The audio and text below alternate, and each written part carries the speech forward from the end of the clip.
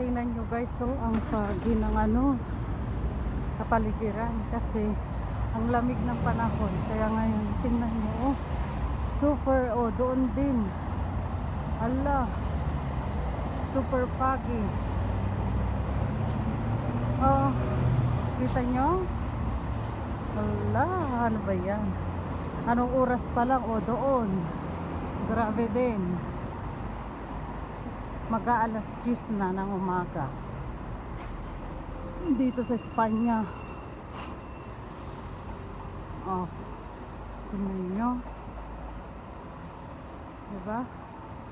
Super foggy siya. Malamig ang panahon.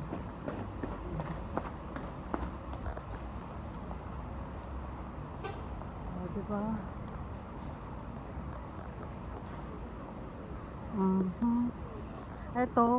Ito ginagawa pa lang. Yung sa kabila niya na ganun, tapos na.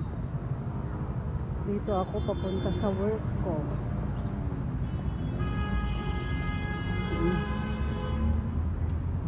Dito sa may, dyan naman yung Retiro, andun yung entrada ng Retiro, ayun. Tapos ang work ko dyan lang, oh, sa may Serrano, pag ganun ka, Kalye Serrano na yan.